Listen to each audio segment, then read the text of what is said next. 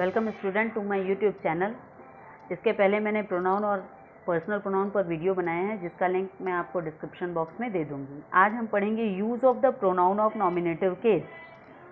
तो चलिए स्टार्ट करते हैं। पहले स्टार्ट करने से पहले हम समझेंगे कि इन्फिनेटिव क्या होता है। इन्फिनेटिव जब टू के साथ वर्ब का यूज़ होता है तो उसे हम इन्फिनेटिव कहते हैं।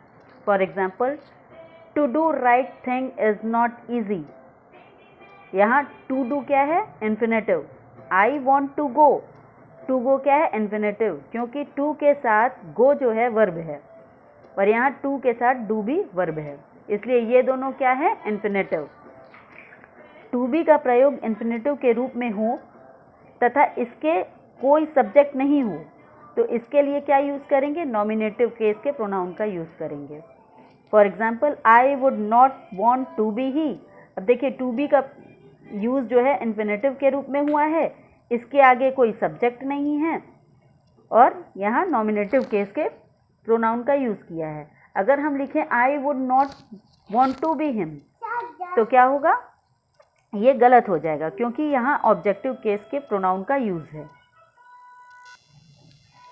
बी, जैसे is, are, am, was, were, has, been, have been etcetera के पहले नाउन और प्रोनाउन नॉमिनेटिव केस में हो तो उसके बाद प्रयुक्त होने वाले प्रोनाउन नॉमिनेटिव केस में होते हैं।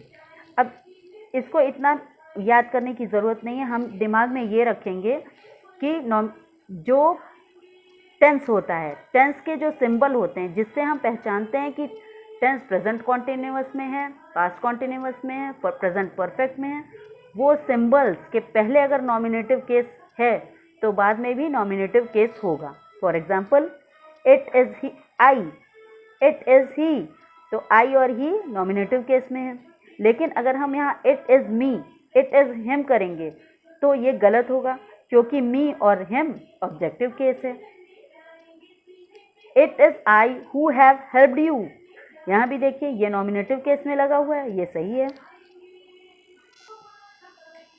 टू बी का प्रयोग इन्फिनेटिव के रूप में हो तथा इसके पहले प्रयुक्त नाउन या प्रोनाउन ऑब्जेक्टिव केस में हो तो इसके बाद नाउन या प्रोनाउन जो होगा ऑब्जेक्टिव केस में होगा। For example, I know the man to be him. अब देखिए ये जो है ये किस में है? ये ऑब्जेक्टिव केस में है और इसके बाद जो लगेगा वो भी ऑब्जेक्टिव केस में होगा। तो I know the man to be him.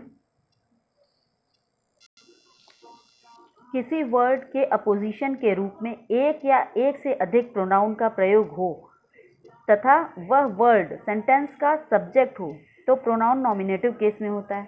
अब ये अपोजिशन क्या होता है? अपोजिशन होता है when you put two things right next to each other. जब हम दो चीज़ें एक साथ रख देते हैं तो उसे कहते हैं अपोजिशन। अब देखिए, ये मैं अपने एक्सपीरियंस से बता रही हूँ, ये कहीं लिखा हुआ नहीं है, पता नहीं ये कितना सही होगा। वैसे 80% केस में ये सही होता है कि जिस चीज़ के बारे में क्या कहा जा रहा है उसी चीज़ को रिपीट कर देना। For example, the two of us, he and I, did not agree to her proposal. देखिए, the two of us clear है कि दो लोग हैं, हम दो हैं। अब ही एंड आई, अब इसी को रिपीट कर दिया गया है तो ये क्या हो गया? अपोजिशन हो गया। अब अपोजिशन के साथ क्या यूज़ करेंगे? जब अपोजिशन जो है सब्जेक्ट के रूप में हो तो क्या होगा? नॉमिनेटिव केस यूज होगा। The two of us, he and I, did not agree her proposal. Her यहाँ क्या है? Nominative case. So thank you students. आज हमने कुछ इम्पॉर्टेंट प्रोनाउन पढ़े हैं जो बहुत ज़्यादा जनरल रूल्स थे, मैंने उसे नहीं पढ़ा है क्योंकि मुझे लगा कि ये सब आपको आते होंगे। Thank you.